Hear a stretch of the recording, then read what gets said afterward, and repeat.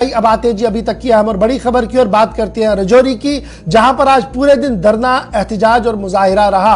और धरने और एहतिजाज के मुजाहिरे के बीच आज जहां कल रात देर गए नामालूम मुसल्लह अफराद की फायरिंग में अब तक 6 लोगों की मौत हुई है। हुकूमत की तरफ से मुआवजे का ऐलान भी कर दिया गया है।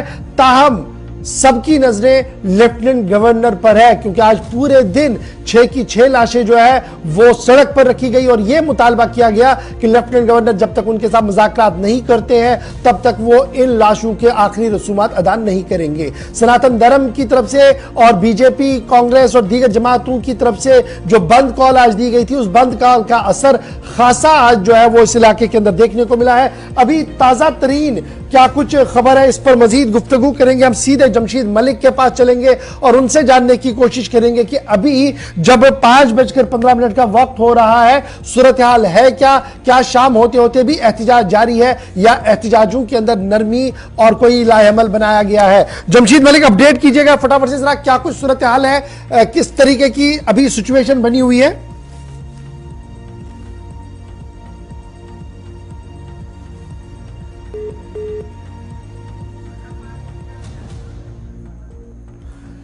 चलिए कोशिश करेंगे दोबारा से जमशीद मलिक के पास आए, लेकिन उसके साथ साथ जरा आपको फटाफट से उमर अब्दुल्ला, महबूबा मुफ्ती, फारूक अब्दुल्ला और दीगर पार्टियों की तरफ से जो बयान आज जारी किया गया, जिन लीडरों की तरफ से बयान जारी किया गया है, क्या कुछ लीडर्स की तरफ से आज कहा गया, एक ज्वाइंट बयान जो 4 भिन्न में हमारे पास है, क्या कुछ उसमें कहा गया, जरा फटाफट से उसको भी सुन लेते हैं कि महबूबा मुफ्ती ने रजौरी इंसिडेंट को कैसे देखा, फारूक अब्दुल्ला का रिएक्शन इस पर क्या है, तरुण चुग क्या कुछ कह रहे हैं और कांग्रेस के साबिक सदर जीए मीर की रिएक्शन क्या कुछ है। फटाफट से उसको प्ले कीजिएगा। हमको तो पिछले 30 साल से यही देख रहे हैं, इधर भी बंदूक इधर भी बंदूक, बीच में लोग मारे जा रहे हैं। देखिए, ये बहुत ही अफसोस की बात है कि इससे पहले राजौरी में आर्मी कैंप के बाहर 2 लोग मारे गए और आज डोंगरी में ये वाकया हो गया। ये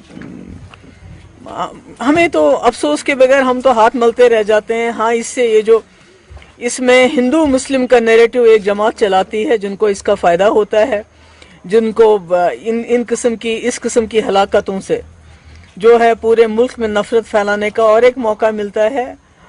और ये बहुत बहुत अफसोस की बात है। ये तो है, जम्मू कश्मीर जगह ही ऐसी है जहाँ पर हिंदू मुस्लिम सिख बौद्ध सब सदियों से इकट्ठे रहते आए हैं और हमारा हिंदुस्तान के साथ इलाहा की बुनियाद भी यही है कि हिंदुस्तान एक सेक्युलर मुल्क बना। गांधी जी, जवाहरलाल नेहरू ने इसको एक सेक्युलर मुल्क बनाया। अब ये और बात है कि इसको गोडसे का मुल्क बनाया जा रहा है और इस किस्म के जो वाकयात होते हैं, जहाँ यहाँ तो मुसलमान तो रोज ही मरते हैं, पर जहाँ हमारे हिंदू भाई मारे जाते हैं उसका फायदा एक खुसूसी जमात पूरे मुल्क में उठाती है। जब कश्मीरी पंडित मारे गए थे तो मैंने सरकार को लिखा था, गवर्नर साहब को लिखा था, लेफ्टिनेंट गवर्नर साहब, कि सारे लीडरों को बुलाइए, उनसे ऑल पार्टी मीट करिए, उसके बाद कोई रास्ता निकालने की बात करें। तो उसके बगैर नहीं बनेगा। अगर ये समझते हैं कि सिर्फ इनकी हुकूमत से और इनकी फौज और पुलिस से ये बंद हो जाए, ये नहीं होगा। तो हल कहां पर आपको नजर आ रहा है? हल इतना आसान भी नहीं और इतना मुश्किल भी नहीं है। हमें वो रास्ते इख्तियार करने पड़ेंगे जिससे हल निकल सके। कोई बना हुआ हल नहीं है, उस हल को बनाना पड़ेगा, उसको निकालना पड़ेगा, उसका रास्ता निकालना पड़ेगा। आज 3 साल 4 साल होने लगे हैं जब से इनने इस रियासत को यूनियन टेरिटरी में बदला दिया है। 370 को ख़त्म किया। कहा नहीं इन्होंने कि आतंकवाद 370 की वजह से है? कहा इन्होंने? जो सेंट्रल गवर्नमेंट और स्टेट एडमिनिस्ट्रेशन यूनियन मिनिस्टर्स को ला करके यहाँ पर पिकनिक कराने के बाद में जिस तरह से प्रेस कॉन्फ्रेंसेस की कैंपेन उन्होंने 2 साल बनाई 150 प्रोग्राम करने के बाद में, और शायद ज़मीनी हकीकत को उन्होंने पेश नहीं किया, जो हेयर से है, जो उनको सरकार ने रिपोर्ट बना के दी है कि जम्मू कश्मीर में हालात एकदम बेहतर हो चुके हैं। ऐसा इम्प्रेशन उन्होंने पूरे देश में क्रिएट करने की कोशिश की।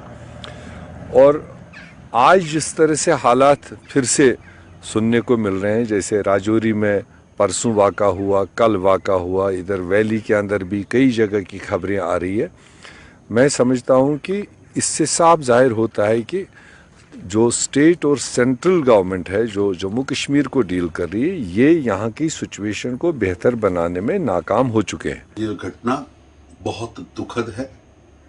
कुछ लोग जम्मू कश्मीर की शांति को नजर लगाना चाहते हैं। हमारी सुरक्षा एजेंसियों ने, श्री नरेंद्र मोदी जी की सरकार ने, वहां की लोकल गवर्नमेंट ने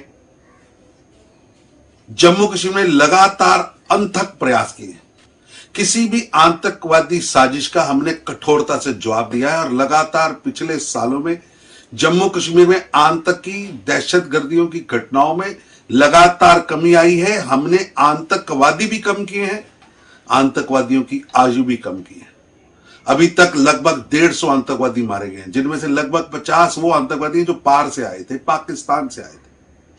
पाकिस्तान की ओर से आईएसआई लगातार षड्यंत्र कर रही है और निहत्थे लोगों पर हमले हो रहे हैं। लेकिन आज तक जितने हमलावर हुए हैं सबको मार दिया गया है। जिन्होंने अब भी तरुण चुग, हमलावरों की नींद उड़ेगी और आने वाले दिनों में मजीद कार्रवाइयां जो है वो की जाएगी। फिलहाल चलते हैं सीधे रजौरी, जहां से हमारे साथ जमशीद मलिक ज्वाइन किए हुए हैं। कि खबर यह है कि यूनियन टेरिटरी जम्मू कश्मीर के लेफ्टिनेंट गवर्नर मनोज सिन्हा थोड़ी देर पहले उस मकाम पर पहुंच चुके हैं जहां पर एहतजाजी मुजाहिरीन मुजाहिरा कर रहे हैं, क्योंकि आज दिन में एक बार पहले बीजेपी के स्टेट प्रेसिडेंट वहां थे, उसके बाद डायरेक्टर जनरल पुलिस पहुंचे थे।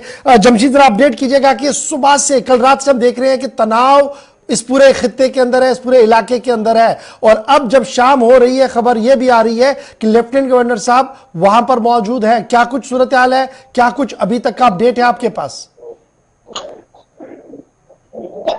यार बिल्कुल, एलजी मनोज सिन्हा इस वक्त यहाँ इस स्पॉट पर पहुंच चुके हैं जहां सुबह से लोगों की यही मांग थी कि जब वो यहाँ पहुंचेंगे तब तक ये एहतियात खत्म नहीं किया जाएगा, और लगातार लोगों की चर्चा सुबह से एहतियात है। मगर इस बीच एक और बड़ी खबर जो सामने आई थी, क्योंकि जो आईडी ब्लास्ट हुई थी जिसमें 7 लोग घायल हुए थे, उन 7 में से 2 लोगों ने और अपनी जान गंवाई। पहले एक बच्चे ने, उसके बाद एक लड़की ने। इस तरह कुल मिलाकर इस इंसिडेंट के मरने वालों की तादाद 6 तक पहुंच चुकी है और लगातार लोगों की तरफ से प्रोटेस्ट का सिलसिला इस मकामात पर जारी है। और इससे पाकिस्तान पहुंचे, उनसे भी लोगों ने बात की। उसके बाद आप एलजी मनोज सिन्हा इस वक्त लोगों से बात कर रहे हैं यहाँ पर इस स्पॉट पर जहां लोगों की तरफ से लगातार प्रोटेस्ट किया जा रहा था, क्योंकि पहले ही लोगों की तरफ से बात कह दी गई थी कि आगे जब तक वो यहाँ नहीं पहुंचेंगे तब तक ये एहतियात खत्म नहीं किया जाएगा। अब बातचीत का दौर शुरू हुआ, इसके बाद ये उम्मीद की जा सकती है कि अगर लोगों की मांगे तस्लीम की गई तो वो एहतियात खत्म कर सकते हैं। गौहर, जमशीद, लोगों ने जो सुबह से मांग रखी थी, क्या उन्हीं मांगों को दोहराया गया या कुछ और फाइन ट्यून उसमें किया गया? क्योंकि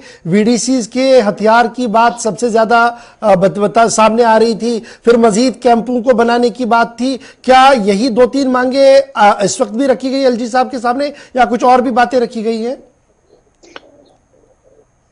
बिल्कुल, जो वीडीसी की बात सामने आई थी उस पर करते हुए ये भी कहा कि आपको हथियार दोबारा से वापस दिए जाए। बड़ी बात ये भी की है कि ऑटोमेटिक हथियार भी आपको आप दिए जाएंगे। के हथियार वापस जमा करवाए गए हैं, वो लोगों को वापस दिए जाएं, जिसके चलते लोगों क्योंकि से काफी बता रहे हैं। जिस तरह पहले भी 20 साल पहले जहां सिविलियन किलिंग होती थी और उसके बाद इसी तरह लोग सड़कों पर डेड बॉडी जाके प्रोटेस्ट करते थे, मगर उस बेहतर हुए क्योंकि सिविलियन किलिंग का पिछला दोष था। मगर फिर दोबारा राजनीति के अंदर जो लापरवाही एक और देखने को मिली कि सीरिया के पूरे रात भर के बाद सैनिटाइज किए बिना ही इस इलाके को ओपन कर दिया गया, जिसके बाद एक जोरदार धमाका होता है जिसमें मजीद 7 लोग। चलिए जमशीद मलिक, आप जरा स्टैंड बाय रहिएगा, मेरे साथ कुछ और गेस्ट भी मेरे साथ है, मैं फटाफट से उनको भी जरा पैनल को मिलवाते चलूं। मेरे साथ मोहम्मद अमीन डार साहब पीपल्स डेमोक्रेटिक पार्टी के तर्जुमान ज्वाइन कर चुके हैं। सोफी मोहम्मद यूसुफ साहब वाइस प्रेसिडेंट है भारतीय जनता पार्टी के, इन्होंने ज्वाइन किया है। और कैप्टन अनिल गौर साहब डिफेंस एक्सपर्ट के तौर पर मेरे साथ ज्वाइन कर चुके हैं। आप तीनों का बहुत बहुत शुक्रिया। जमशीद, आप स्टैंड बाय पे रहेंगे हमारे साथ। सबसे पहले सोफी यूसुफ साहब, जरा आपके साथ शुरुआत करते हैं, क्योंकि आज हिज़्ब इख्तिलाफ की जितने भी बयानात आए वो सीधे तंजिया बयान थे, और बयान इसलिए तंजिया थे, कहा गया कि 2022 के अंदर जो हालात थे 2023 आते आते उन सबकी अक्कासी दोबारा हुई है, और जो प्रेस कॉन्फ्रेंस के जरिए से माहौल बनाया गया था उसके बरक्स सिचुएशन देखने को मिली है। किस तरीके से आप रिस्पॉन्ड करेंगे, रिएक्ट करेंगे उन सभी स्टेटमेंट्स को? देखिए गौर साहब, मैंने सबका बयान सुना है, फारूक साहब का भी सुना, और मोहम्मद जी का भी सुना। मैं उनको आपकी वसात से कहना चाहूंगा, आप मुझे बताइए जब 87 के इलेक्शन हुए उस वक्त आप लोगों ने यहाँ हालात बनाए, यहाँ मिलिटेंसी की, और इन्होंने रैकिंग करके यहाँ पे मिलिटेंसी की शुरुआत। और 90 के दशक में अगर हमारे फारूक साहब बात करते हैं तो मैं उनको कहना चाहूंगा कि आप भी वो थे जो वहां सरकार चला रहे थे और आपने पंडितों को भगाया वहां से, और आपके ही कारण आज अगर ये ऐसे हालात बन चुके हैं, ये सिर्फ कांग्रेस और नेशनल कॉन्फ्रेंस के कारण और इनका जो ODWs का हौसला बढ़ाना। अभी फारूक साहब कह रहे थे कि हल क्या है, हल ये है क्या कि फारूक साहब को सीएम की कुर्सी दे, हल ये है क्या कि मोहब्बत जी को सीएम की कुर्सी दे।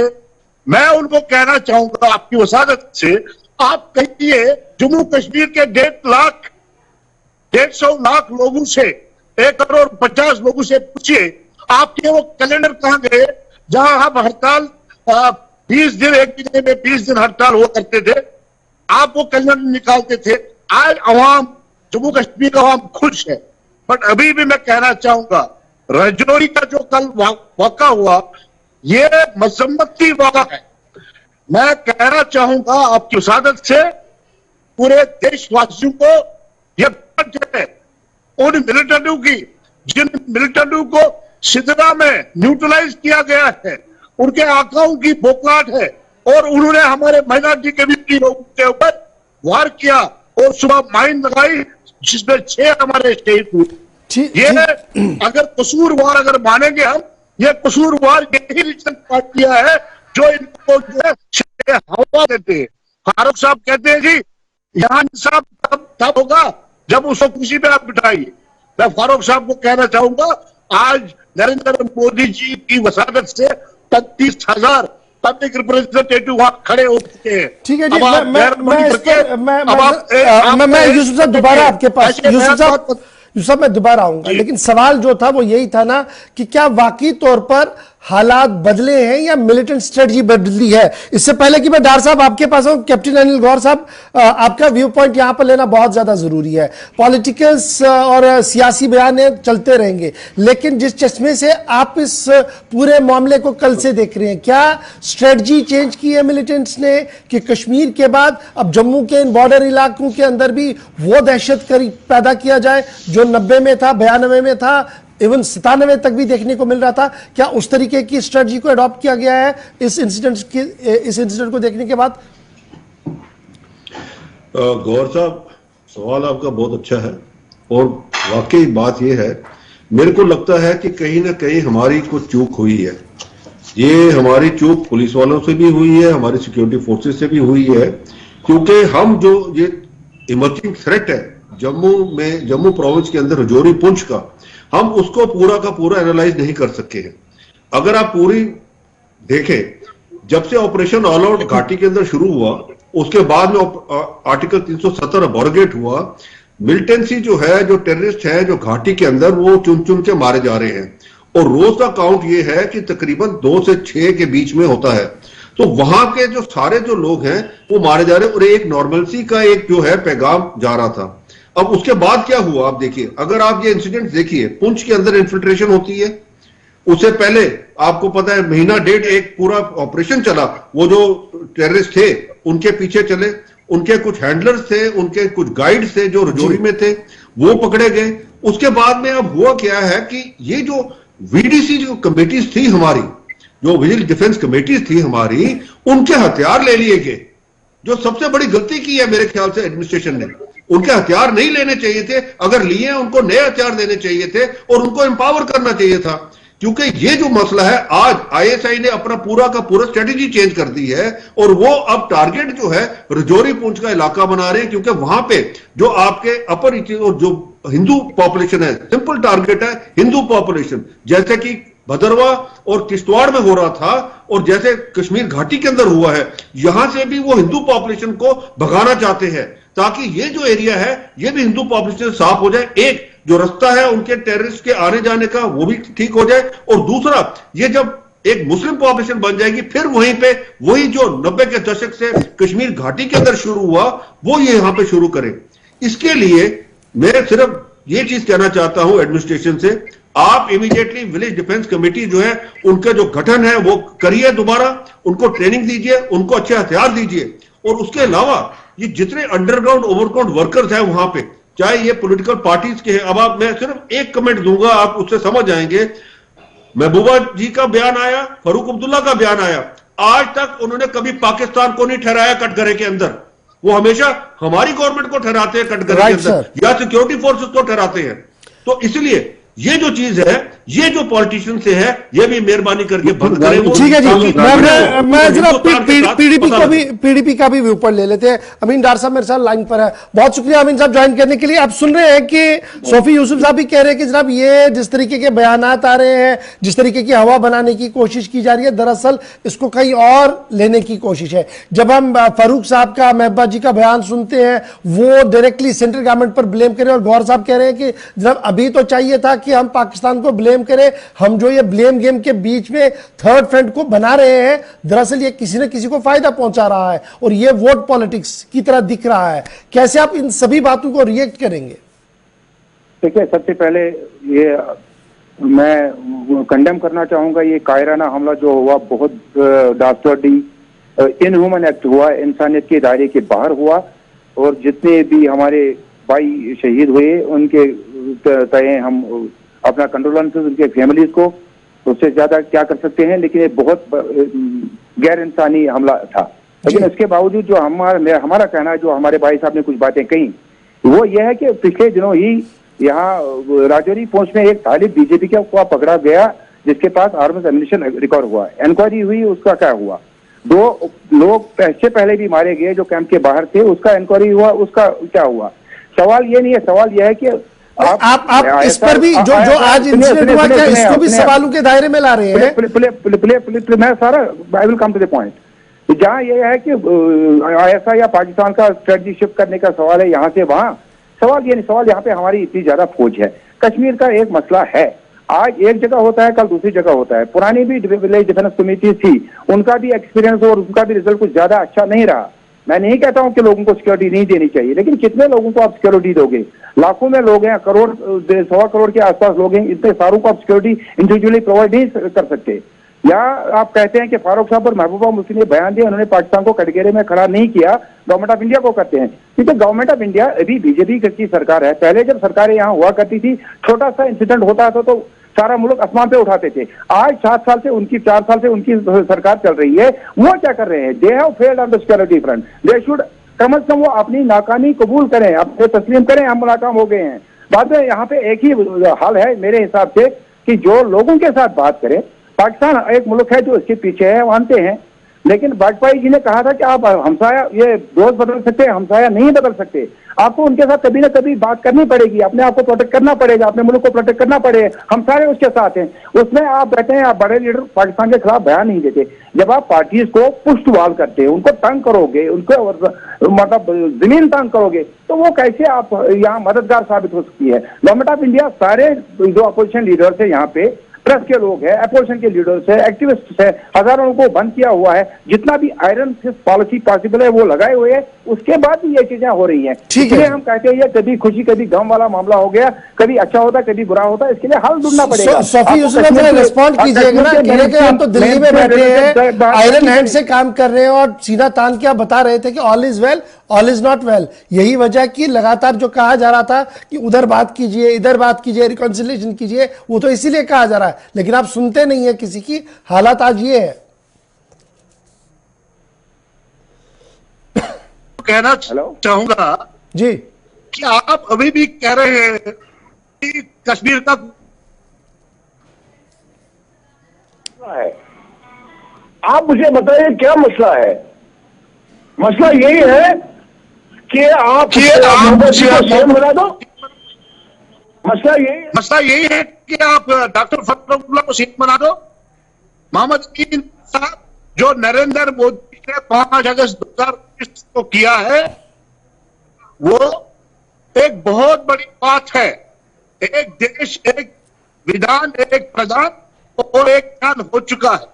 इसको दुनिया की ताकत नहीं हिला सकती। देखिए, मैं मोहम्मद अली भट्ट साहब को कहना चाहूंगा कि लोगों को क्यों बेवकूफ बनाते हो, क्यों देते हो कि मसला क्या है? मुझे बताएं मसला क्या है? अगर हम देशवासी हैं, अगर हम इस देश में रहते हैं, इसी देश के हिंदुस्तान का राज जम्मू कश्मीर में है और जो मुकम्मल हो चुका है, आपकी ताकत नहीं है इसको वापस करने की। मैं साहब का जो आपके सामने हमारे दूसरे हैं, इनकी एक बात कहना चाहूंगा कि इनमें एक बहुत बड़ी बात थी, जो ब्रिटिश है उनको वेपन देना चाहिए। मैं सबको गुजारिश करना चाहूंगा गवर्नर साहब की मदद से, जितने भी ब्रिटिश जितने हमारे जम्मू रीजन है यहाँ तक, उन सबको वेपन वापस दिया जाए, सबको वापस वेपन दिया जाए ताकि इन ताकतों के साथ वो लड़े, इस तरह वो लड़ते। और मोहम्मद भट्ट साहब को कहना चाहूंगा, मोहम्मद अली भट्ट साहब, आप ये छोटी पुतुल बातें, आपका घर खाली हो चुका है। नहीं, आपके घर एक चीज सोफी यूसुफ साहब बड़ा इंपॉर्टेंट इशू है ना कि ये जो इंसिडेंट्स हुए हैं, जैसे अनिल गौर साहब बता रहे थे कि चूक तो है जी, इसको ठीक करने की जरूरत है, तो क्या आप आउटराइटली इसको मानते हैं कि साहब चूक नहीं है, ऑल इज वेल, ये चीजें होती रहेंगी, ये माजी में भी हुई है, अब भी होती रहेंगी और हम आगे बढ़ते रहेंगे? क्या इस तरीके का व्यू पॉइंट आपका है? ये को कहना चाहूंगा 5 अगस्त 2019 के बाद कहीं पे मिलिटेंसी में नई रिक्रूटमेंट नहीं, मिलिटेंसी आउट होने की कोशिश हो रही है। जैसे कि तरुण चुगी ने भी कहा, अभी तक इस साल में मारे गए 50 उसमें विदेशी है, अभी भी पाकिस्तान रास्ते आ रहा है, अभी भी पाकिस्तान यहाँ क्रॉस बॉर्डर। तो हल क्या है? यही तो मसला, यही तो अमीन साहब भी आपसे पूछ रहे हैं ना कि अगर आप उनसे बात नहीं करेंगे, इशू को एड्रेस नहीं करवाएंगे, तो क्या ये किलिंग्स चलती रहेंगी? फिर बात किनके साथ करनी है? बात हमने जम्मू कश्मीर के अवाम के साथ करनी है, बात हमने जम्मू कश्मीर के नौजवानों के साथ करनी है, बात हमें फारूकुल्लाह के साथ नहीं करनी, बात हमें पाकिस्तान के साथ नहीं करनी। जैसे हमारे अमित शाह जी ने शेर कश्मीर इंस्टीट्यूट श्रीनगर में कहा कि हमने किसी के साथ बात नहीं करनी, हम अगर बात करेंगे जम्मू कश्मीर के अवाम के साथ बात करेंगे। आज जम्मू कश्मीर का वो बड़ा खुश है। अब ये हवा देते हैं, ये जो रीजनल पार्टियां खाली हो चुकी है, इनके घर खाली हो चुके हैं, अब ये हवा देते हैं ओजीडब्ल्यू को। इनको कहे ओजीडब्ल्यू को अनिल गौर साहब, ये इस तरीके की जो बयानबाजियां चल रही है, इसमें सिक्योरिटी पॉइंट ऑफ व्यू से जब देखा जाए तो क्या मरकज की कोई जिम्मेदारी बन रही है? नंबर 1। और नंबर 2, इस वक्त जो ये बयानबाजियां आ रही हैं और ये कहा जा रहा है कि इससे पहले भी काफी ज्यादा इंसिडेंट्स हुए हैं जी, उनकी इंक्वायरी का कुछ नहीं हुआ, तो कहीं ना कहीं आज वाले को एक डाउटफुल शक्ल देने की कोशिश की जा रही है।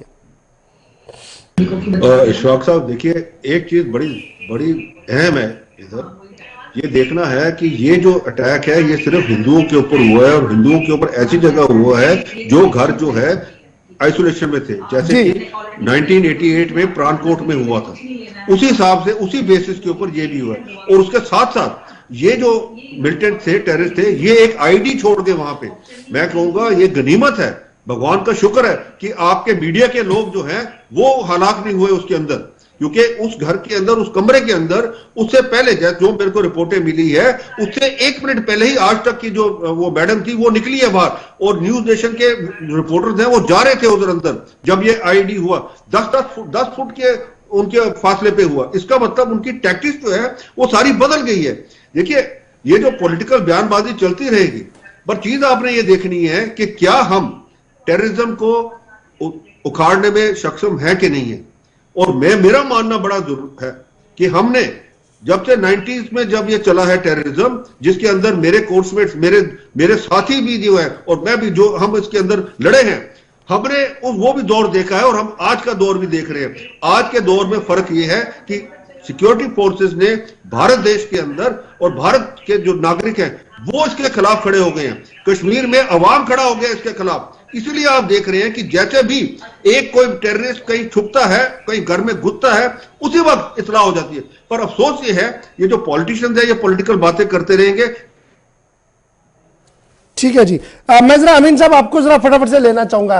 वीडीसीज को लेकर मुझे याद है कि पीपल्स डेमोक्रेटिक पार्टी का एक मौकफ था और उनका मानना था कि जब ऑलरेडी हमारे पास एक अच्छी खासी फौज है, एक अच्छी खासी तादाद में पुलिस है और फिर और ज्यादा निजाम बेहतर किया गया है, तो आज के दिन में जी इस तरीके की जरूरतें नहीं है जब वो सरकार में थी। और यही वजह है कि माजी में हमने सरकारों में देखा कि वीडीसीज को डिसबैंड किया गया, एसटीएफ को डिसबैंड किया गया। आज जिस तरीके की आवाज वहां से आ रही है और जम्मू के मुख्तलिफ सोसाइटी के सेक्शन से ये आवाज आ रही है कि वीडीसीज को और असेंबल किया जाए जी, उनको एनफोर्स किया जाए, किस तरीके से आप इसको देखते हैं? क्या ये कोई हल हो सकता है इस पूरे मामले का? और क्या अगर सरकार इस पर एक कदम आगे बढ़ाती है as a regional political party के, क्या आप उसको सेकंड कर पाएंगे? मैं देख रही थी जो इन्होंने हेलो जी, मैं सीधी सी बात बता रहा हूँ, वीडीसीज भी बने, बहुत टाइम गैप ऐसी आई जहां मिलिटेंसी ऑलमोस्ट खत्म हो गई, सिचुएशन नॉर्मल हो गई, उसके 2-3 साल बाद फिर खराब हो गई, फिर 2-3 साल बाद फिर ठीक हो गई, फिर 2-3 साल बाद ये हो गया स्टॉप गैप, जो इसको हम फ्रेजाइल पीस हम अचीव करते हैं, manufacture fragile peace. Ultimately we have, हमें लॉन्ग लास्टिंग पीस की तलाश करनी है। आज एक जगह में ये पिछले 4 साल से बता रहे हैं, इतने मिलिटेंट मारे, इतने मारे, security agencies are doing their good job, उसमें कोई दो राय नहीं है। लेकिन उसके बाद भी ये वारदात हो रही है, उसके बाद भी कश्मीरी पंडित मारा जा रहा है, उसके बाद भी मुसलमान मारा जा रहा है, उसके बाद भी आज ये गैर इंसानी वाक़ा राजौरी में हुआ। क्यों हुआ? अब पिछले 4 साल से पहले बोल रहे थे कि ये सरकारें मिली हुई है, आज तो गवर्नमेंट ऑफ इंडिया की सरकार है, बीजेपी की सरकार है, तो ये मान ले ये नाकाम हो गए। इसलिए हम कह रहे हैं ये बातें करने का मसला नहीं है। आज एक जगह होगा, कल दूसरी जगह होगा। वीडीसी बनाई भी, उसका एक्सपीरियंस भी हुआ, वो भी कैसे मिसयूज हुई है, उसका कितना फायदा हुआ, कितना नहीं हुआ, तब सारा खत्म हुआ होना चाहिए। सवाल है बेसिक कश्मीर इशू है within our own constitution, within our own country. Yusuf Sahab अभी बता रहे थे हम देशभक्त है, सारे देशभक्त है, हम चाहते हैं कि हमारा मुल्क तरक्की करे, कश्मीर भी तरक्की करे और यहाँ हम सुकून चैन की नींद सोए। उसके लिए आपके लोगों से बात करना पड़ेगा। जब आप नागाज के साथ बात करते हैं तो फारूक अब्दुल्ला और महबूबा मुफ्ती और दूसरे के साथ बात करने में आपको क्या प्रॉब्लम है? आपको जिद क्यों पकड़ी है, ईगो क्यों है कि इनके साथ बात नहीं करनी है? अगर ये लोगों को रिप्रेजेंट करते हैं, आप लोगों से शौक से बात कीजिए, लेकिन जो लोगों के रिप्रेजेंटेटिव है सड़क पे तो आप बात नहीं कर सकते हैं। खेल वाले 4 मास्टरों के साथ बात करके तो मसला हल नहीं होगा। You have to talk to people of Kashmir through their representative. You have to make sure that elections are done, elections are held. लोग जिसको चुने, जैसे हिमाचल में चुनाव, गुजरात में चुनाव, ठीक है जी, बस एक लास्ट कमेंट, बस बहुत शुक्रिया जी डार साहब। सबसे एक लास्ट कमेंट आपसे लूंगा, क्या वाकई तौर पर एक पॉलिटिकल प्रोसेस अगर इनिशिएट किया जाता है, इलेक्टेड गवर्नमेंट आती है, उससे इस तरीके के इंसिडेंट्स रुक पाएंगे? क्योंकि फारूक साहब ने आज ठोक कर यह बात बताई कि अगर इलेक्टेड गवर्नमेंट्स होती तो शायद इस तरीके का निजाम नहीं होता। आज सबसे आप तक मेरी आवाज आ रही है? चलिए जी, बहुत शुक्रिया जी सबसे जी। अनिल जी, क्या आप तक मेरी आवाज आ रही है? हाँ, मेरे को तो आ रही है। ठीक है सर, ये जो इस पर जरा एक रिएक्ट कीजिएगा। क्या पॉलिटिकल एस्टैब्लिशमेंट होना एंटी मिलिटेंट ऑपरेशंस को चलाने में मददगार साबित होती है या सिक्योरिटी एस्टैब्लिशमेंट के लिए बड़ी परेशानियां होती है? गौर साहब, मैं ये जो अभी ये थे स्पोक्समैन थे पीडीपी के, सिर्फ इनको एक चीज याद दिलाना चाहता हूं कि इनके यूथ प्रेसिडेंट जो महबूबा जी के एड थे, बड़े नंबर 1 एड थे उसके अंदर, पार्टी के अंदर, वो अभी भी अंदर है, जो बुरहान वानी के टाइम पे जिन्होंने सारे अनरेस्ट को जो दिया पैसा लेके वहां पे रॉयट्स करवाए हैं। तो ये किस मुंह से बात कर रहे हैं, मेरे को ये समझ नहीं आती इनकी। आपको वीडीसी को है एम्पावर करना पड़ेगा, आपको ये जितने एंटी नेशनल लोग हैं इनको अंदर करना पड़ेगा आपको, इसके अलावा कोई चारा नहीं है। और इसमें स्पेशली अगर पॉलिटिशियन भी हैं बीच में, उसको भी अंदर करना पड़ेगा, तब जाके ये मसला हल होगा। और पाकिस्तान से आप बात करते हैं, मैं कहता हूं पाकिस्तान के खिलाफ आपको एक मुहिम चलानी होगी। जिस हिसाब से आपने सर्जिकल स्ट्राइक और एयर स्ट्राइक किए थे, उसी हिसाब से आपको उसका बदला लेना पड़ेगा। आपको जब दिखता है कि लॉन्च पैड में आपको मिलिटेंट है तैयार लॉन्च होने के लिए, आपको वही लॉन्च पैड जो है पूरा नष्ट करना पड़ेगा, तब जाके पाकिस्तान सुधरेगा, नहीं तो अदरवाइज पाकिस्तान सुधरने वाला नहीं है। इसके अलावा कोई चारा नहीं है। जब तक when you are strong then the other person realises कि it is the futility to attack you. हमें वो दिखाना है, आज तक हम वो नहीं दिखा सके पाकिस्तान को, ये मेरा मानना है। बहुत शुक्रिया जी कैप्टन अनिल गौर साहब, सोफी यूसुफ साहब ज्वाइन करने के लिए और डार साहब मेरे साथ ज्वाइन कर। जमशीद, आपके पास जरा लास्ट कमेंट के लिए आ रहा हूं जी, फटाफट से बताइएगा, एलजी साहब चले गए या अभी भी है, सुन रहे हैं या उन्होंने अपनी बात रख ली? बिल्कुल एलजी साहब जब यहाँ पहुंचे तो पहले वो उस मकाम पास के पहुंचे थे जहाँ डेड बॉडी रखी गई है, वहां लोगों के साथ बात की और उसके बाद बिल्कुल साथ में एक घर है, उस घर के अंदर काफी लोग बैठे हैं जिसमें एलजी मनोज सिन्हा साहब हैं, बीजेपी के स्टेट सदर हैं, उन सबसे बातचीत का सिलसिला इस वक्त जारी है। अभी वो रजौरी में ही है क्योंकि इसका सिलसिला जारी है। लोगों से उनकी मुलाकात पहले हुई उस पार्ट पर जहां डेड बॉडियां रखी गई हैं, उसके बाद आप एक रूम में बैठे हैं जहां बातचीत का दौर चल रहा है कि आगे क्या राय है और लोगों की क्या मांग है, उस पर ये बातचीत का दौर शुरू हुआ है। गौरव, यानी अभी लेफ्टिनेंट गवर्नर मनोज सिन्हा साहब वहां पर मौजूद है, तो इसका मतलब ये है कि एक रास्ता आज रात गए तक निकलेगा और कल आखिरी रसूमात इन सभी लोगों की अदा की जाएंगी जो इस मिलिटेंट हमले में मारे गए हैं। बिल्कुल गौर, आज में आखिरी रस्मात अब तो इसके बाद अदा नहीं की जाएंगी, इसके बाद अब सुबह ही होगी, मगर इस वक्त जो बातचीत का सिलसिला जारी है। हालांकि इससे पहले डीजी दिलबाग सिंह की तरफ से भी लोगों से रिक्वेस्ट की थी वो डेड बॉडियां यहाँ से हटाएं, इनका अंतिम संस्कार करें, मगर लोगों की तरफ से जो लगातार मांग की जा रही थी कि जब तक एलजी मनोज सिन्हा साहब राजौरी नहीं पहुंचते, यहाँ उस स्पॉट पर नहीं पहुंचते, तब तक डेड बॉडियां नहीं उठाई जाएंगी। और एलजी साहब के पहुंचने के साथ ही पहले वो उसी स्पॉट पर पहुंचे हैं जहाँ डेड बॉडियां रखी गई हैं, वहां लोगों से बात की। उसके बाद अब एक जगह पर बैठ के एक मीटिंग का दौर चल रहा है, मगर डेड बॉडी अभी भी सड़क के बीचों बीच में ही रखी गई है। और ये डेड बॉडी जिस तरह सुबह हमने पहले देखा 4 डेड बॉडी रखी गई, उसके बाद एक और लाई गई थी बच्चे की 5 और उसके बाद एक और बेटी की भी लाई गई है। इस तरह कुल मिला के 6 डेड बॉडियां इस वक्त सड़क के बीच में रख के लोगों की तरफ से प्रोटेस्ट का सिलसिला लगातार ही जारी है। सिन्हा साहब की मीटिंग इस वक्त अंदर जो बीजेपी के स्टेट प्रेसिडेंट हैं उनके साथ या और मकामी लोग जो यहाँ के चुनिंदा लोग हैं उनके साथ मीटिंग का दौर इस घर के अंदर अभी भी चल रहा है। इससे ये मान सकते हैं कि सिन्हा साहब के जब तक ये बात क्लियर होगी उसके बाद ये लोगों की मांगे जो हैं वो तस्लीम की जाएंगी या उनको किस तरह का यकीन दिया जाएगा, उसके बाद ही सिन्हा साहब बाहर निकल के कोई ऐलान कर सकते हैं और उसके बाद ही ये एहतियात खत्म हो सकता है। अच्छा, वीडीसीज को लेकर थोड़ी देर पहले मैं देख रहा था अभी कि डायरेक्टर जनरल पुलिस साहब ने हामी तो भर लिया कि वीडीसीज को रिवाइव किया जाएगा, क्योंकि सुबह से हम लगातार ये बात देख रहे थे। बहुत शुक्रिया जी जमशीद मलिक हमारे साथ ज्वाइन करने के लिए। जमशीद मलिक ने जी, हमारे नुमाइंदे ने आई विटनेस से बात की, उस आई विटनेस ने जिसने उन मिलिटेंट्स को देखा जो उनके घर में घुसा और फायरिंग की, किन अल्फाज के साथ उसने इस पूरे वाक़े की अक्सबंदी की है, इसको जरा देखिए। मुझे दे इजाजत और आप बने रहिए गुलिस्तान न्यूज़ के साथ। इस वक्त हम खड़े डांगरी के उसी घर में, प्रीतम कुमार के घर में, जहां का मंजर मैं आपको दिखाता हूं। यहाँ ब्लड ही ब्लड अंदर इस वक्त आपको देखने को मिलेगा और पूरी तरह सलाख घर के अंदर मातम ही मातम है।